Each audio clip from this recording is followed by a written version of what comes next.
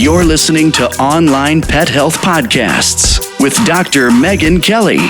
Continuing education for veterinarian rehabilitation therapists. Learn more at onlinepethealth.com. Hey vet rehabbers, today we're going to be chatting about a topic that you know you should all be doing. You see other people doing it, but you always find a reason why not to do it today. Sometimes it's fear of making a fool of ourselves, fear of being judged of what other people might say, and just fear of putting ourselves out there. Today's podcast is all about Facebook Lives. I chat to Sarah macKeigan from Upward Dog Rehab and Wellness in Nova Scotia in Canada. She has started doing Facebook Lives and she has grown her Facebook page to 13,000 followers, guys. 13,000. She chats about her fears and how to overcome them, why you should be doing Facebook Lives, and how to do them. This is a great one, guys. You're going to enjoy this. Hey, Sarah. Thank you so much for joining me. Hey, Megan. Sarah, why don't you tell us a little bit about yourself and how you got into the field of veterinary rehabilitation? Certainly, and just before I get into that, I just wanted to say thank you again for having me on here. It really is an honor, and this is actually the first time I've done a podcast.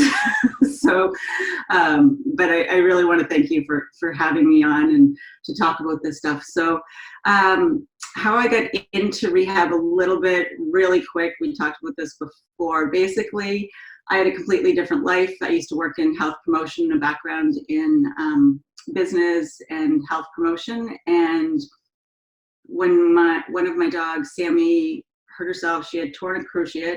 We did a TPLO, rehab, tore a second cruciate, decided not to do the surgery, started rehab again. And I was like, this rehab thing is kind of cool. And then my vet who was doing the rehab had someone mentoring her that was a physiotherapist. And I was like, what? Physiotherapists can work with animals? And I had no idea. I always wanted to be a vet when I was a kid. But there were, I didn't want to have to euthanize animals or anything like that. So I just never went down that road. And loving movement and loving animals, it was just a perfect fit. So, the universe would have it that that's what I was going to do. I literally quit my job within the course of a year, 2 years, moved into my parents' basement, sold after selling my house to go back to school. I did my physiotherapy degree, and then I went on. So I'm in Canada, so I went through our national association called the Canadian Physiotherapy Association to do the diploma program through the animal rehab division for canine rehabilitation, and that's basically how I started. I still practice as a physiotherapist. I have to keep my license up to date and the best practices and all of that stuff. And then I work with dogs. And last year, I've dabbled with the rehab side of things. And last year, I just decided, this is what I want to do. I'm going to go for it. I'm actually currently in Nova Scotia, the only physiotherapist that's practicing canine rehab, which is a little bit scary and lonely, but I'm becoming more and more networked through courses I've taken and the online through Facebook and the Facebook group. So there is that online community. And then this is where I am now. My dogs have been a huge part of my journey. They're basically the reason why I do what I do. And that's kind of that very early part of how I got here. There's usually a dog or dogs that is behind every single vet rehabber, I think, and how they got into vet rehabilitation. So, I interview so many people, and you'd be amazed at all the stories that people say. It's always, I had a case and this is what happened, and I didn't know how to help it, and I had to find some other way. Yeah. And then that's how people get into veterinary rehabilitation. So the dogs and animals in our lives are the ones that inspire us to do the amazing work that we do. Well, I really think, Sammy also has a condition called degenerative myelopathy, which I'm sure your viewers know all about. And physiotherapy has been such a big reason why she's still, able to go. Like, it's just, I just want more people to have access to something beyond traditional veterinary medicine. And, you know, why I do what I do, I've found as I started to dabble and then the decision to grow and commit, which is really scary and still is because every single client that I've had, one of the first things they say to me is, I didn't know this existed. I didn't know there was, and we don't call it physiotherapy with dogs, but that's what people are associating it as, and especially because that's what I'm licensed as a physiotherapist. But that's such a big reason why I want people to know about canine rehab. So not just about my business, which is upward dog rehab and wellness, but to know like that you exist and to know that other practitioners exist, and that to me movement is medicine, right? And I know you get that. Movement is medicine, and we know that the body needs to move to heal, and that in physiotherapy the client is the center of that model, that client-centered model of care. And that's where I really want to work with and have been working with pet owners, pet parents, however they identify, is to give them information and empower them essentially to be able to help their dogs, because they're often, you know, when I talk to clients, and I'm not sure if you've had this experience when you were practicing, but I would ask them about their dog's health, and they know little bits, but they don't really know a lot about what's going on with their dog, and they're kind of in the dark, and they want to be able to do things to help their dog, and then they're going through, you know, Dr. Google and those types of things. And you know, I really want to be part of that community that helps change, that helps empower. I call, you know, my audience or my avatar, I quote as pet parents. I know that's not a term that necessarily jives with everybody, but that's who I seem to connect with, is to empower them to be able to help their dogs within the comfort of their own home. Still, you know, still going to their vets for everything that they need to, and then working collaboratively with vets to help pet parents help their dogs, is essentially, you know, because that's what's worked for me, and I want people to know about that. That actually brings us to why I wanted to have you on the podcast, is to chat about how you are actually empowering people and using Facebook Live. So I obviously stumbled upon a Facebook Live of yours, and it was so awesome to see, because I don't see a lot of vet rehabbers doing Facebook Lives. There are one or two, and maybe I'm just missing them. So if you guys are doing Facebook Lives and I'm not seeing them, tag me in, because I want to come and have a look, guys. So I really wanted to chat to you, Sarah, because I just really loved the way that you were teaching, the way that you were inspiring pet owners. And I wanted to chat to you about the process that you go through to help other vet rehabbers, because I think that it's one of those things that is so daunting for people to go onto Facebook Live. And I mean, I do Facebook Lives myself, and you know, it's a lot easier now. So, but I can remember in the beginning just being so nervous, and I don't know what it is about when you're going live in comparison to when you're doing a recording. So like when you're doing a recording, it's safe, because if you do something wrong, you can edit it out or you can do it again. When you do something live, you know, you're vulnerable, because you could make a big mistake, or you could just forget your words. And I mean, that's also happened to me before. Like I just completely just forgot where I was, just lost my train of thoughts. And you sort of had that panic, you know. But the thing is, actually, it's not that bad. Like, even when you're there, people actually don't mind if you lose your chain of thought, and they don't mind if you make mistakes. And that's actually the biggest thing that we need to realize.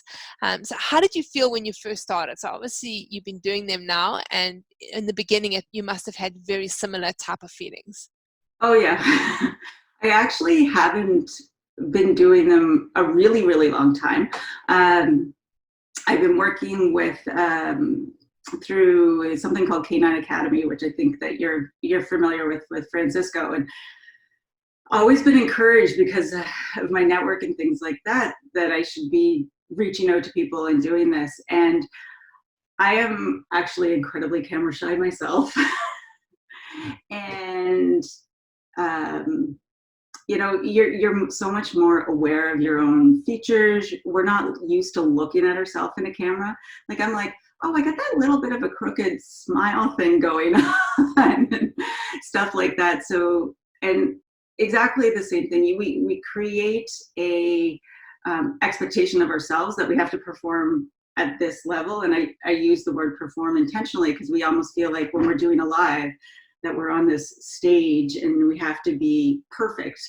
And I think I held this expectation of having this perfect delivery of something held me back for a really, really long time. And just like what you said about, the fear of saying something wrong or losing your spot and all of this stuff, I came up with so many reasons why not to do it. And I actually did my first Facebook Live with somebody else. And that helped to actually take the edge off. So I was brought into somebody else, kind of like you and I doing this podcast. I was brought into somebody else's platform and kind of assisted and talked a little bit and just got used to being in front of a camera. And I think that just, it's like you said, you reach a point where you just have to bite the bullet. Like you just have to do it, especially right now and where we are and online and that type of thing. It's just, you just have to do it. Was I terrified? 100%. Am I still? Yes. But that's just normal. I think that's human nature to be concerned about what are people going to think of me? What if I say something wrong? What if my peers, I say something wrong and my peers judge me and all of this stuff. But these are all stories that we're creating in our own mind. Like it's not the reality is. The reality is, and this is, I think, an opportune time is Facebook's in a place right now, like engagement is important, but also this whole thing around transparency and being genuine and having real connections. So to be able to do those lives and, actually interact and talk to your audience and, you lose your spot and you make fun of it. That's actually a good thing because it's showing your story. It's showing that you're human and stuff like that. So, when I did my first, I did a couple on other platforms, and then I ventured over to mine. And for my first one, which actually wasn't that long ago, I literally said in the beginning, go easy on me, guys. This is the first time I've done it live. I don't even know if it's going to work. But people like that. They like to see who you are. It's not about, we have to be the perfect clinician or anything like that. They want to know Megan, right? Yeah. So I often find myself reminding myself of that. But it's still scary, but I think that's just human nature. Yeah, and all the things that you talk about, saying the wrong thing or stuttering or whatever, I've done them all. And nothing happened. Nothing. So everything you think is going to happen afterwards, nothing happened. The only thing that happens is that the people there are just supportive and they thank you afterwards for helping them or educating them or for whatever you're there for, So all those fears that all of you are having about going live on Facebook, nothing will happen of it. I say nothing. There are some people out there that'll criticize you and whatever, but those people you just got to block off. You got to just be there. You know exactly why you're there and what you're trying to do. Be genuine, and like you say, and just be real. And there are always going to be people that love you, and there are going to be people that don't like you. And that is in life everywhere, whether you're on Facebook Live or whether you're in person. There are people that like you and people that don't like you. And so you just be there for the people that like you. Exactly. And the thing is, with Facebook Lives, you're targeting a specific group or like an avatar. So yes, exactly what you said. There's people that aren't going to agree with what you're saying, and that's okay. And as long as we're not hanging on to that, then keep moving forward. There's different, I'm still working through a lot of the Facebook Live to-dos, don't-dos, and engagement and interaction is a really big part of that. I've actually received some advice and have chosen to do a lot of my engagement after my live. Like I talk a lot with my audience during, but sometimes if you know that you're kind of sensitive or if somebody, shares a comment and things like that, that might set you off in the early stages, then don't read the comments in the early when you're first doing your first lives and you're a little bit worried about, are people going to judge me? You can go back, and I always go back afterwards as soon as I finish my video and, talk to everybody and that type of thing. So there's different ways of doing it. And my lives are through my business page versus a group. It's a little bit different because you have a little bit more control in your groups when you're doing. Yeah. You do a lot of your lives through your groups, right? Yeah, most of them are through the groups. Yeah. So it is a little bit different of an experience that way, but yeah, it's just not getting stuck on the people that don't like what you're saying, because you're not trying to reach everybody, right? The people that need your message will get you. Can't please everyone. So let's change tack a little bit and chat about why you're actually doing them. So for your practice, what is the reason that you started to do your Facebook Lives? So the reason I actually do the Facebook Lives is a little bit beyond just my practice. I had mentioned to you that a lot of my clients will say to me in the beginning, I didn't know this existed. And as I started treating more, and I'm treating, primarily on my own, finding that people don't know that this exists. And even working with the vets, a lot of traditional vets don't know, as you would expect them not to, a lot about what rehab is and that type of thing. So I was thinking that I need a way I want to inspire more people. So beyond just my business, but the way I kind of see it is we're all in this together because we all want to help animals, and we're all in different parts of the world. I mean, I'm in Canada, you're in Africa, South Africa. So we all want to help.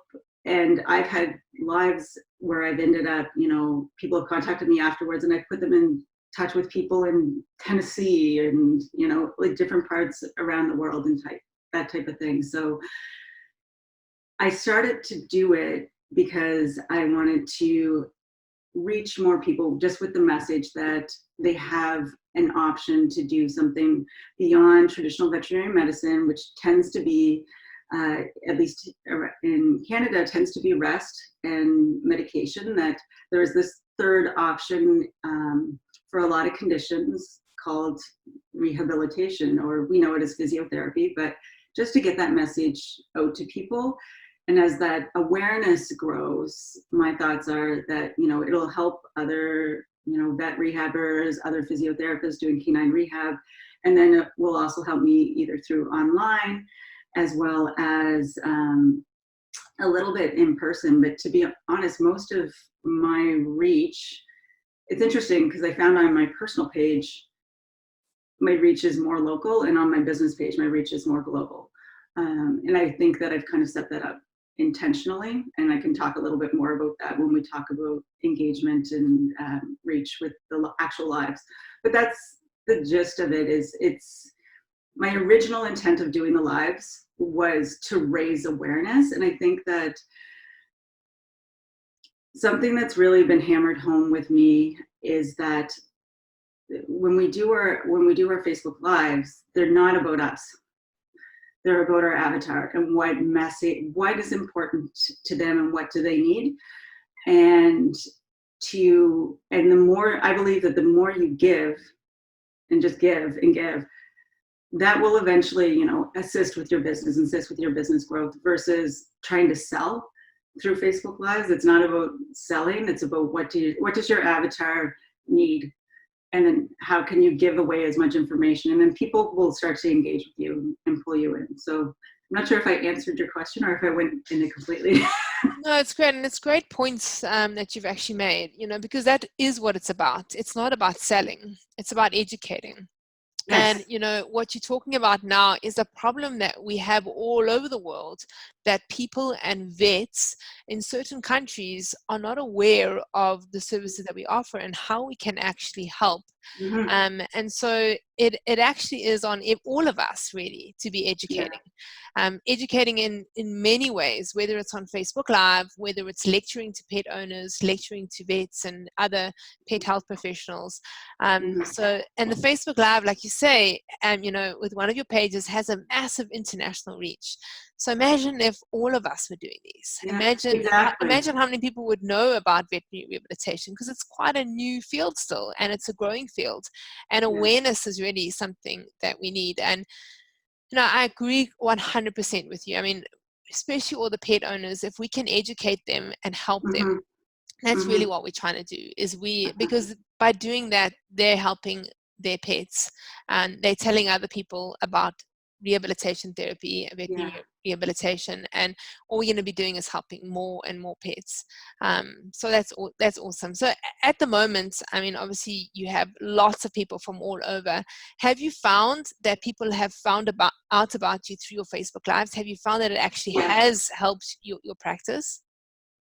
It definitely has, and it's inspired me to also look at kind of more different types of business models, because as I mentioned, I founded Upward Dog Rehab and Wellness last year, and I've been dabbling with this. And we think in our traditional sense, and I mean, obviously you've gotten kind of beyond the traditional bricks and mortar practice, but usually that's what we think of, right? And that we work in our little bubble. And, a lot of people have reached out to me online looking for, everything down to t-shirts that I'm wearing. And so it's helped me grow an online community where I'm beginning to develop some online courses. It has actually had a few customers come in through the door, and I'm not sure if that's the right phrase because I'm primarily a mobile service, but I have had people reach out to me to start those conversations. And I think that one of the ways, like if you're looking at growing your business and things like that, is when people are on your lives and you're engaging with them, you're talking with them afterwards, is to actually start conversations with people. And you can take the conversation from the main page to a DM and that type of thing, because people are always looking for information, and whether or not it translates into a direct client for you, or if you're sending them somewhere else. I've actually had one of the really cool things that happened to me recently, and it was via kind of this online network and Facebook Lives, is I actually had a vet in another province reach out to me to help her with a dog that she was working with, and we ended up teaming up and doing something online and doing almost like a consult online to help with it. So it's definitely helped in that fashion for sure.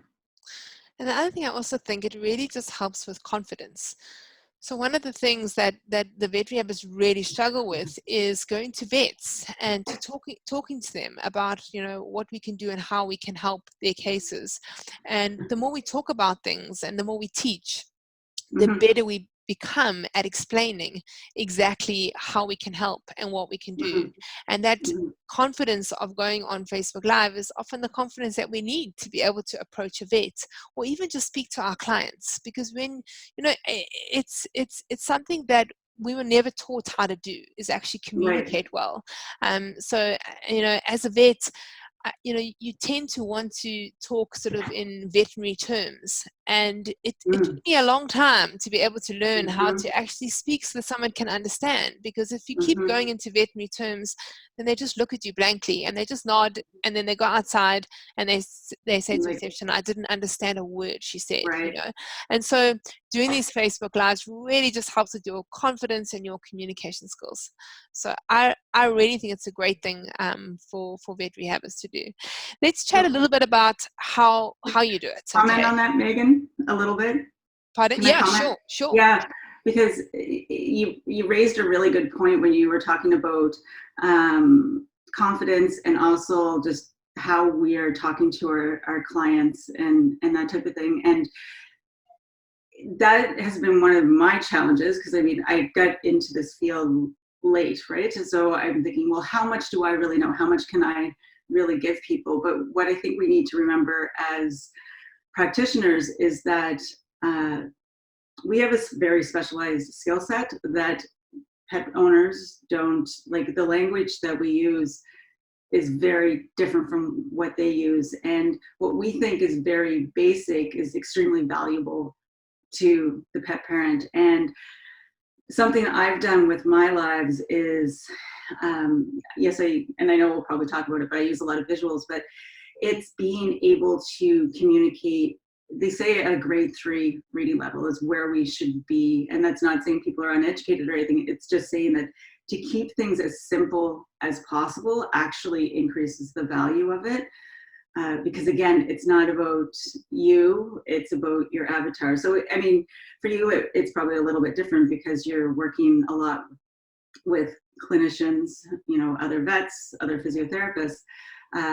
So it's knowing your audience, but it's also, I've had physiotherapists message me online and be like, you know, thank you so much. I've never had something like that explained that way, that you just made it so simple that and now I get it. Because we don't like to admit that we don't get it. So keeping that language and that, you know, I wouldn't let that I don't know what I'm talking about be holding back, because we actually have so much more to offer people than what we are giving ourselves credit for. I love that. Keep it really, really simple. I think, and that's one of the things that I think when I first started to do Facebook Lives, I wasn't very good at. So I think I maybe overcomplicated things, but I do that now. I really, really, really make it simple. I usually have one thing that I'm hoping to achieve. It depends on what type of live you're doing. If you're doing a Q&A session, then obviously it's a bit different. But if you're trying to teach something, you want to teach one specific thing. Because if you try and teach too much, then the people just get completely overwhelmed. So keeping it simple is a great, great tip. Yes, absolutely. Because I even find myself challenged now where like, well, do I have enough content around this to talk about this? And it's exactly what you said. I actually do, because you want to keep it simple. And the other thing is, from a Facebook Live perspective, you know, a really good time frame for a Facebook Live is roughly around 10 minutes, give or take. So we don't have to do a full presentation. It's not a, you know, it's just having that little bit of information for people. So it doesn't have to, you don't, you know, even 5 minutes is good. You don't have to be online for 30 minutes. In fact, it's better if you're not, usually. People don't have time, I think, to go on for such a long time, you know. So if there's a 10 minutes or 30 minutes, I mean, if I see a Facebook Live and I see it's 30 minutes, then I'm going to say, I'm going to come back and listen to it. If it's like 5 to 10 minutes, I think, I've quickly got time. I'm going to do it now. Exactly. Can we jump over to how to prepare? So how you prepare for it? Sure. And keep in mind, so I mentioned before that I'm doing my Facebook Lives on my business page, and there's a lot of discussion if you follow anything through social media as to, you know, where is the best place to do your lives. Because I have, you know, almost 13,000 people, followers. I think I have over 13,000 or something like that on my business page. I've chosen to do it on my business page. There is, you know, evidence out there that, you know, if you're, I think it's 5,000, I don't know the number exactly, the personal page might be a better place to do it. And then groups are completely different as well. But I've chosen to do it through that platform. And you asked me about preparing for it, right? Yeah. See, I have to jump back to what were we talking about again? I wanted to mention that because not everybody, the way I do my lives is the way I learn. So that's why I do them the way I do them. And I do use a lot of visuals, and I talk with my hands a lot. So I need things to occupy my hands as well. It doesn't mean everybody has to do them that way. This is just what has worked for me. You know, some people just jump on and they start talking and that type of thing. But for me, I need a little bit of a plan when I go in to do them. What inspires me to do them is part of, you know, how I prepare for them. So often what'll happen is I'll get like, you know, a series of cruciate chairs, or right now I want to do something related to pain because I've had so many people ask me, well, is my dog in pain? How do I know if my dog is having pain? You know, is this working? Is this not working? So right now that's kind of inspiring the next one. And then I begin to, what I actually do is usually a blog post, and my blog post almost becomes my template for my Facebook Live. But again, I'm a little bit OCD around organizing myself that way because, again, this is newer to me, and I like to have that train of thought so that I'm not all over the place. So that's how I usually start. Is I start with a blog post, and then that also begins to increase awareness, and we can jump back to that. And then when I'm actually preparing for my live, I begin to think about how people what resonates with them, because we go back to what's important to our avatar. And I'm not sure, I'm using the word avatar, but basically, just so you know, your viewers know what I'm talking about, in case the word avatar is not familiar. Avatar is basically your ideal client. So it's not like, you know, a niche per se. It's more of the ideal person. You know, for me, somebody that's already focused on wellness, nutrition with their dog, is active themselves, wants to learn, wants to be empowered, those types of things. So what's important to them. So I really have to check myself when I'm preparing that I'm keeping that in mind. And I do try to get we call it a hook. I use my pictures partially as hook. I think it's like, you know, I don't know exactly, but when people are flipping through their news feeds, either the question in your title for your live, or the picture or the picture that you're using is what's going to grab people's attention, because you have like milliseconds to get people's attention. Especially right now, there's so much going through the news feed. So something that, you know, meets basically what we call pain points, but what's important to your avatar, and then positioning the title of your live in a way that makes sense to them. So for example, I wouldn't say, you know, do you want to improve your dog's mobility? Because that doesn't mean anything to, you know, the basic, the pet parent out there. You know, do you want your dog to have less pain and be able to move easier? Does. So I'll work on a title. I'll actually work on an image that grabs people's attention. And again, trying to use something that doesn't just make sense to me, but makes sense to other people. So I'll often, you know, my sister or family members, friends, I'll take a picture and I'll put a title in it. And I'll be like, what does this say to you? And if they start to get what I'm thinking in my head, then I know I'm on the right track. If they're like way off somewhere else, or they're like, I have no idea what you're talking about, or what is that, then I know that I'm not going to get the reach. I'm not going to connect. So for me, having that engaging title and that picture, that hook, is actually a really big part of people's attention. What is it that's important? What message do I want to get across in this live? And I kind of keep going back to that. I create like a little agenda for my live. So the beginning becomes my intro and the hook. I begin to think about props and stuff like that. So I know this is audio, but you also have some viewers. I create, you know, different props and things like that will help to draw in some visual into what it is that I'm talking. So I begin to think about those as well. And creating those and creating a little bit of a flow or a little bit of a storyline. So I have, you know, story and hook, and you know, you're presenting problems and you're building up, and then you're beginning to give solutions. And then I'm always closing with the, you know, so we talked about, you know, these three things are trying to get people, you know, the three main takeaways, and then a little bit of like a call to action of some sort at the very end of what people can do with this information, or what did they find helpful in it, or would they like to know other topics, let me know, and then thanking them. And I practice. Not everybody practices. For me, I need to kind of practice. So something I did, and I think that you guys might find this as a nice option, is I've actually created a private Facebook group for me.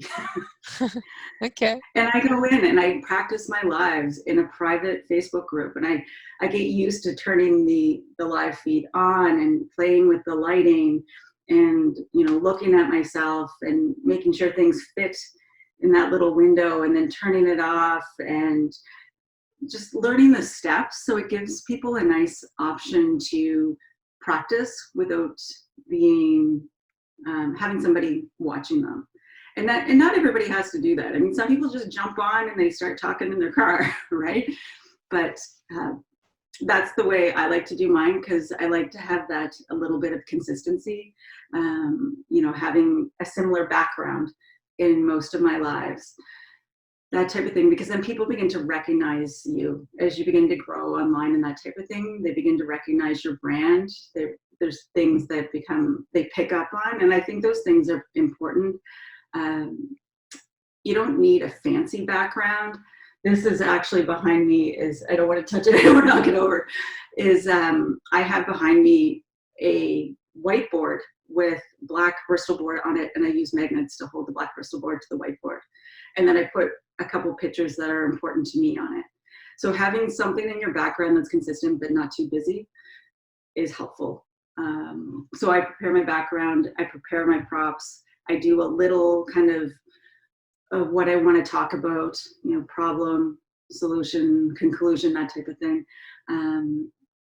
And that's kind of the gist of it in a nutshell as to how I prepare for it. I mean, there's things like, with your computer and your, the other reason I practice is I want to go through like a sound check. I want to make sure my audio works, my visual works, my lighting works, that type of stuff. So that's the other reason I go through it. But again, not everybody has to go through all of that. That's just, again, what I like to do. I actually found when I started doing these, I was like, wait, I like this. This is actually kind of fun. So it can be fun. It's meant to be fun, right? Yeah, So, it is fun. I must say, I love doing it. And I love being on there also with other people. So I love bringing other people on and, chatting with them and the dynamic between two people. But then I also love going myself, but just by myself on Facebook Live. I love the idea of the props because I think that it really helps people to remember things. So especially if you create little diagrams, if you write certain words that you're wanting them to stick in their heads, if you create little diagrams. I saw the one when I watched you, and you had, I think you had a little joint or something. I can't remember, but I remember just, it was like exactly, a little joint. Yes, exactly. And it makes people focus in on it, and then they have a better understanding, because some people are audio and some people are visual, and that's the thing. right. So like, you have to appeal to both of those people when you're on Facebook Live, and especially those visual people. I mean, for me, when I see something, I remember it so much better than when I listen to it. So, for example, I listen to audiobooks, but then I prefer to actually read. And sometimes I'll have to go back and read, even though I'm listening to the audiobook. So the props is a great idea. And I love your branding. I mean, I think the branding is so, so important. So if you have a consistent background all the time, especially if you're going onto your business page, you want to be able to have the colors that are your business. So obviously for you, black is your color. So whatever color your brand is, you want to have that, because you want it to come up on the feed. And when people see it, they recognize it straight away. Oh, Sarah's online. I want to listen to that. And because we're competing in this world of Facebook where there are just so many things happening, and people are scrolling, and it's so quick to go past something, so you want to be consistent, so that the followers that you have that are your fans can pick up straight away that you're doing something, and so they can have a listen. So when you're looking at now the different types of softwares, are you just using Facebook Live itself, or are you using, so I use something called Be Live, and for those of you that are listening, I will put the URL in the description. So it's basically a software that connects to Facebook, and it's quite nice because you can put a little logo up in the corner, and you can put sort of a sign at the bottom. But saying that, I have had problems with it at times, where the sound doesn't connect or something happens, and you can go and practice, and then the next time you can go in again and it doesn't work. So what are you using? I'm actually just using Facebook Live. I've contemplated using some of the other platforms. Facebook tends to drive higher traffic when you're going through Facebook. And I've been told that, and I've kind of seen examples of that. So, and I think, again, keeping it simple, you've actually been doing lives longer, quite a bit longer than me, I think. Starting out, just use the basic software. The other things will work, but there's a learning curve, as I'm sure you've probably realize when you start using other platforms and you're trying to get them to talk to each other and that type of thing. So I found right now, for me, I'm primarily using the Facebook Live app is what I'm using. Yeah. Yeah, I mean, I think it's pretty simple, and there are loads of tutorials. So for those of you that are interested in this, you just go, you can actually Google anything now, how to do anything, and you will find a YouTube tutorial, or even Facebook, I think, has a whole section on how to do it. And I see they've updated their live section, so you can actually create a reminder. So like if you want to schedule something, you can schedule it and post it, and you can go back in there and do your Facebook Live. There are also other ways you can do it. So Zoom is another way. You can actually go into Zoom and then connect. And if you're wanting to share your screen, like with the presentation, don't be tempted though to take yourself completely off and just have your presentation. It's really important that you have your face there and that people can see you and talk to you. So that I remember when I first started, that was a temptation, is just to hide myself and just put the because it sort of feels a little bit better when nobody's looking at you and you've just got your notes up there. But otherwise, you don't even need to have a presentation, just like you do. You know, you can make little cards. It does take a little bit of effort, but you can get your kids involved. So my kids were helping the other day. I did one on websites, and they came in and they were helping me color it in and make them really, really colorful. And people like that. I think I mentioned before, maybe it was when we were talking before we started recording, around transparency. So Facebook is really big right now on transparency and, very original content. So that, what you just described, and engaging with your kids and offering something, that's the kind of stuff that will drive traffic, because it's real content. And Facebook Lives, we didn't get into this a little bit, I think, already, but in terms of building traffic and stuff like that, Facebook is really favoring Facebook Lives. You're because it's original content, and it's showing you as who you are. So yeah, definitely. And the other thing is, you're chatting about, how you go through it and how you practice. And that is something I would really recommend that all of you guys do. Don't just go there and switch the record button and start without practicing. You got to go through it and practice it, especially in the early days when you're a little bit nervous, because everything that you thought was in your head just suddenly goes when that camera is on you.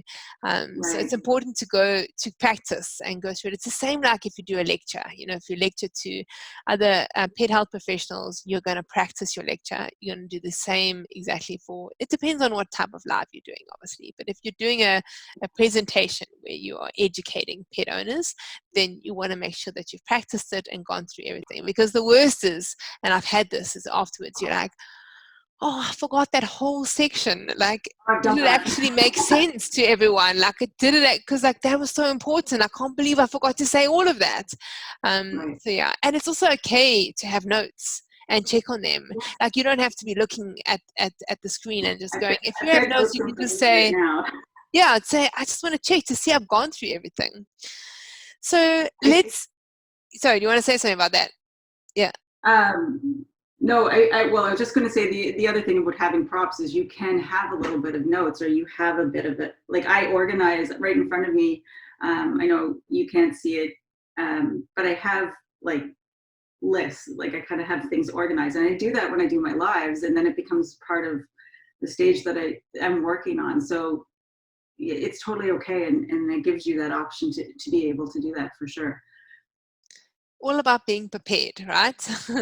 So, and if you just have a basic outline, I think that when we just go on and we just start talking, and I know that some people advocate for that, but you'll find that you start to go off on a tangent, and then you'll be like, did I say that, or did I do this? So having just even a little bit of an outline in your head and writing it down as to, there's these 3 points I want to talk about, and keeping it, again, like we talked about, short. You don't have to talk about 10 points, because nobody's going to remember the first 6, right? Just having those couple little points, it helps to keep you on track as well, for sure.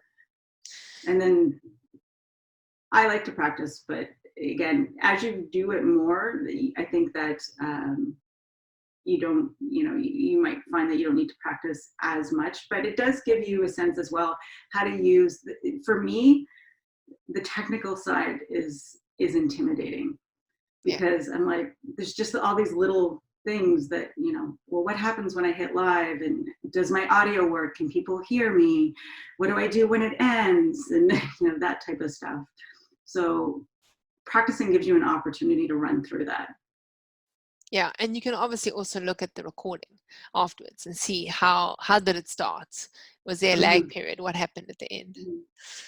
Yes, and something I do, you might have noticed this with my Facebook Lives, and I've had people comment that, oh, she talks at 30 seconds, or she talks at 45 seconds. There's this thing about letting people come into the room.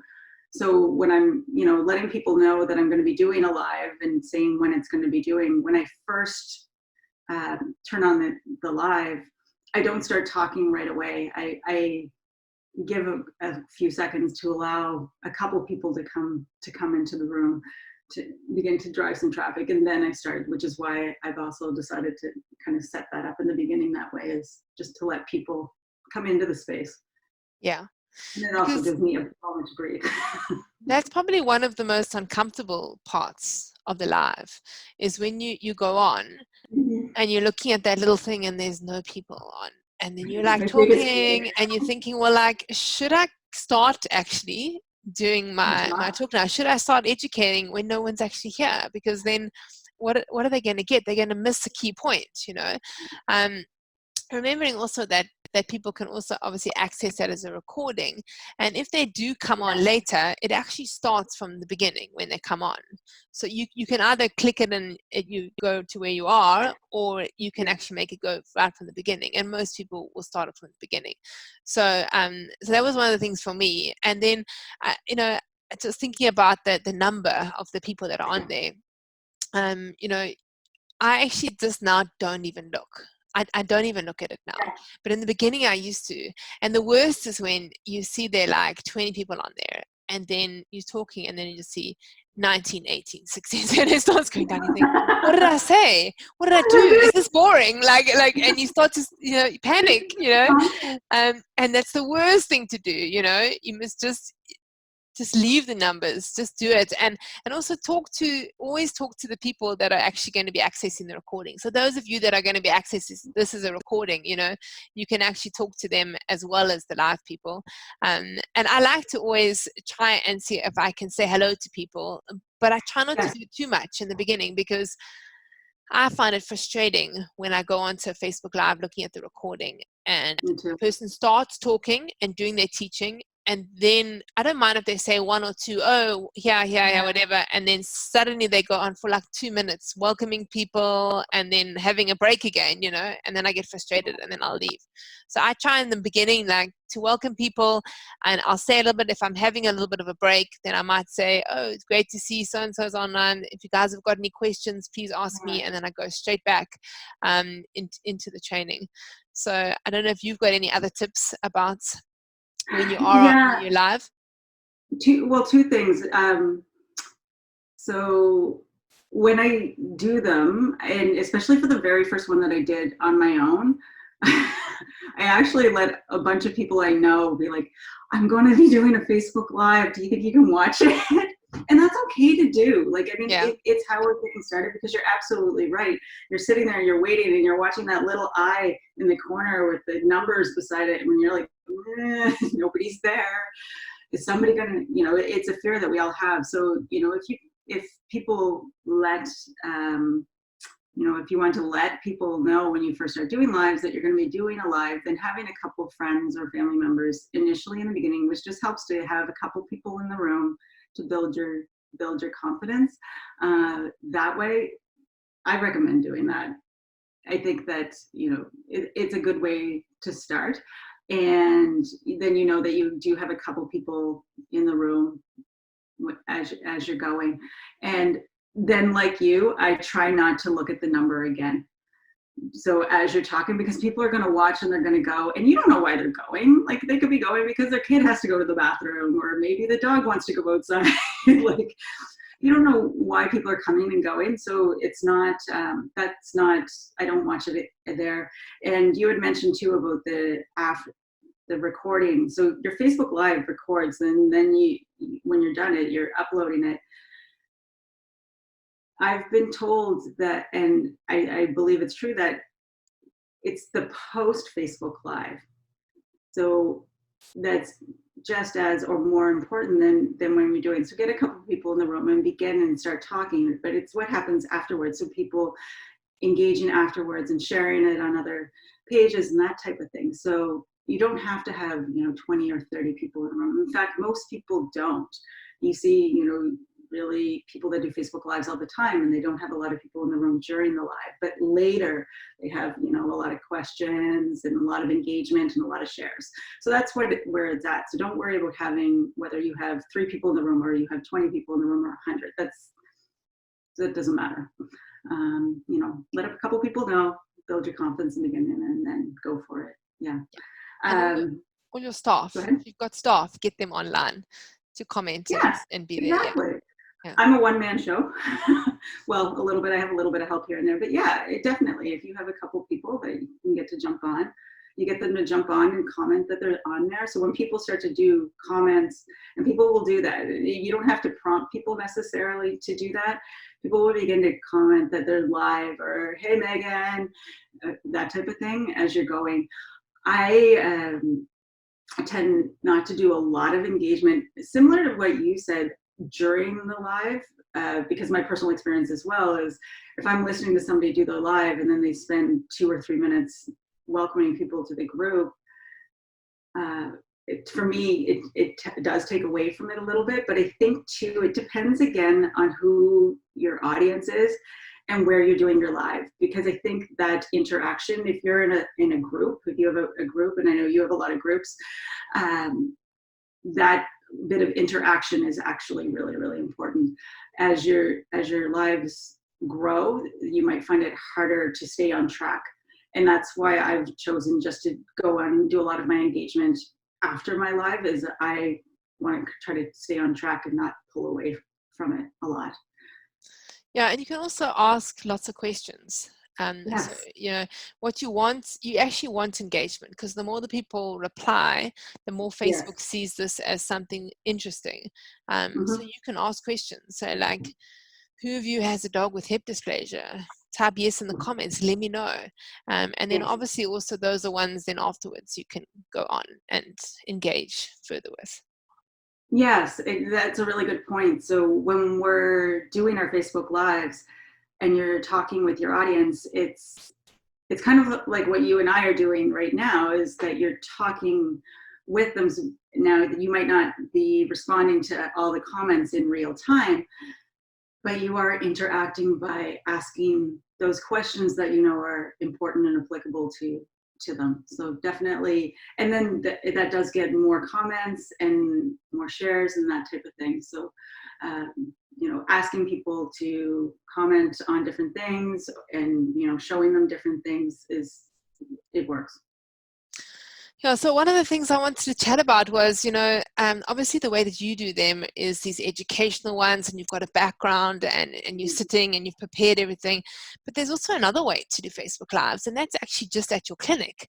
And that is to get your clients and your potential clients to know what you do, to get them to know you, the human side of your practice, your personalities, to see actually different cases. And I haven't seen a lot of vet rehabbers doing this. So like, if you have a case and the client is up for it, you can go Facebook Live with the dog in the underwater treadmill and say, this is Tommy, he's got hip dysplasia, he comes once a week, this is the owner, and do a live interview just holding your phone like this.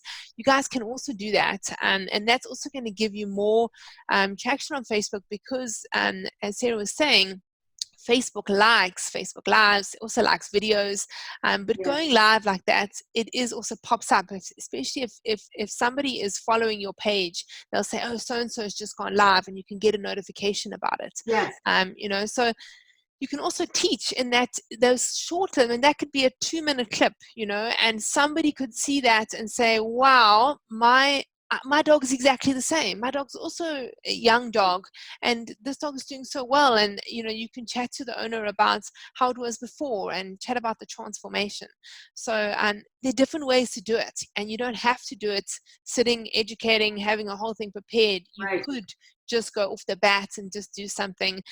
You could, like you say, do it in your car. Like, let's say you had a day and you could just be like, I've just had the worst day. I've had so many cases this is what they've been showing, and it's so frustrating for me because I'm finding that pet owners don't know about this, and I'm passionate about this, so I'm sharing this now. You could just be real like that, right?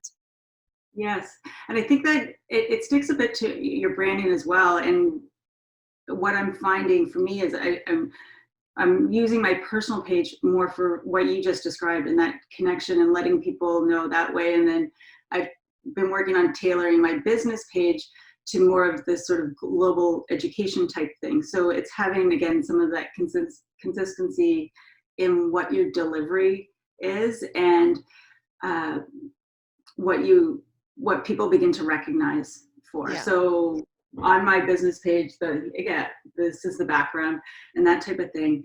I'm beginning to, I haven't launched any groups, but I have the framework for some, and this won't look the same. It'll be more along the lines of what you were talking about. And people love, like, one of the first Facebook Lives I did it on someone else's platform.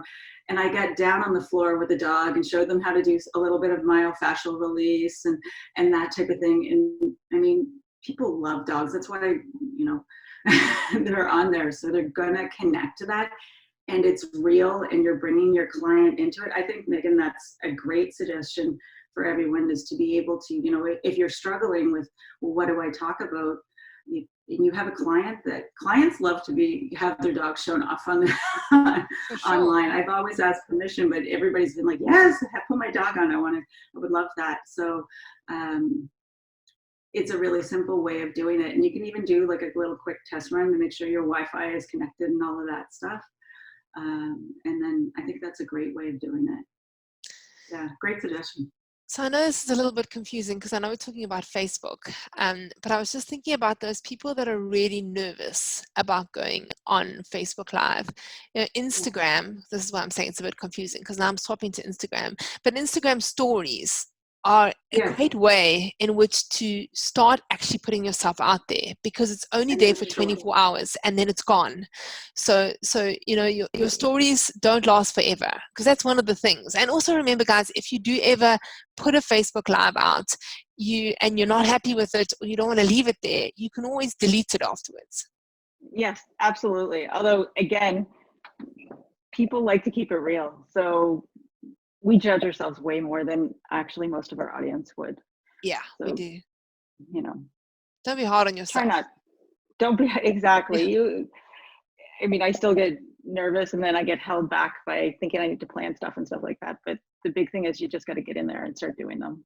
Yeah, I think that's the thing, is that you keep, like, if I think about myself, when I'm thinking about doing a Facebook Live, I'll always have I got to get all this together, and I can't do this because of this noise that's happening here, or there's always a reason why you can't do it. You actually just got to do it. Just do it. Got to do it. And it doesn't actually, all that stuff that you're worrying about really doesn't matter.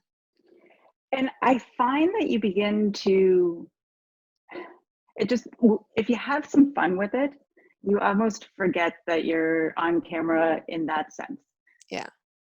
Because, you just play with it and have fun with it. And everybody has to start somewhere when they do it. And it's not going to look the same for you as it is going to look for me, for some, another person out here that's watching this right now. Whatever resonates with you is what you should be doing. The biggest thing is, to just do it and to make it true to who you are, not trying to be somebody else when you're doing your Facebook Lives, because your audience is coming for you, your clients are coming for you, and you will grow and connect with the right people that way, for sure. Yeah, you can always get inspiration from other people. Yeah. But be your true self when you're on there. Don't try and be someone that you're not. Exactly. I think too, we'll get caught up in creating these expectations that will hold us back if we're trying to be other people while we're doing our lives. Yeah. So it's really about what works for you. And then that'll come across to people, and then they'll want to engage with you that way for sure. Is there any other advice for those of people who, let's say someone who has not done one Facebook Live and now is listening to this podcast and is inspired and is thinking, I'm going to go and do a Facebook Live. What advice could you give them? Do it while you're still inspired. Don't overthink it. So being able to get on there quickly, if you're inspired to do it right now, then, block a little bit of time, because that is one of the things that I do recommend people do. Is we're so all over the place with everything we do, and it's something that I've struggled with. Block some time, go through a little bit of a thought process. Is what do you want to talk about? Make a couple notes, and then if you want to do, I personally set up my practice group so I could practice in. Doesn't have to be like that, but I like doing that for me. Go through that little bit of practice. And, it's good to, you mentioned this before, Megan, that there's lots of tutorials out there on how to do this. I will go in and watch tutorials to remind myself how to create like little, how to put my title in and what I need to do when I close it and stuff like that. So I do recommend watching a little tutorial just so you have the basics of it, and then let people know you're going to do it. So once you tell your people online that you're going to do it, you're going to do it. You've committed. You've publicly committed to doing it. And that, I think, was my first step when I did my first one by myself. I was like, oh, okay, I'm going to do it. I'm going to do it. I'm going to tell people I'm going to do it. And then I told people I'm going to do it. And then I was like, I'm going to do it. I'm now committed to doing it. But it keeps you accountable, and you just got to do it. So, I mean, that's what I would recommend is, create a little outline, get a title that works, get a picture that you like, that you can share, let people know you're going to do it, and then make a mini plan. I do recommend when you first start doing it, make a mini plan and go for it. Just do it. Just do it. At the end of the day, I mean, we have some common people in our lives, but whether it's Francisco or Rodney or whoever that I've had some guidance on this stuff with, it's all the same thing. They're like, you just need to do it. Set up your camera and go. Push record, push start. Hit record. And it doesn't have to be fancy. If people have AirPods, so I'm wearing AirPods right now with you. I used a mic on my other Facebook Lives because I do them off my phone, but use the tools that you have. You don't need fancy tools. I use natural lighting. I had people ask me what kind of lighting I use, and I'm like, the sun. So it doesn't have to be complicated. Yeah. We just make it complicated. So those are just reasons not to do it. We make it complicated so that we don't have to do it. Exactly. Yeah. I'm the queen of that. So, but yes, it's keep it simple. Keep it simple for you. Keep it simple for your audience. And that's the essence of it right there. Sarah, thank you so much. I've loved chatting to you about this, and I'm looking forward to seeing all those Facebook Lives, Vet Rehabbers. So please, if you put your notice out to say you're going to go live, tag me in, because I want to put a reminder and I want to come and watch you, and I will be there to support you guys. Sarah, thank you so much for your time. I've really appreciated everything that you've shared. Absolutely, Megan. Thank you so much for having me. It's an honor to be here. Hopefully everyone has found this helpful, and we're here to share tips and help each other. So yeah. Awesome. Thank you so much. Cheers, Sarah. Bye-bye. Later. Bye now. Vet Rehabbers, for more information on how to take your career to the next level, go to www.onlinepethealth.com. Please don't forget to subscribe to my podcast so you'll get notified. I'm here every single week talking to vet rehabbers from all over the world, learning, and I would love you to join me. Hope you have an awesome day further. Cheers for now.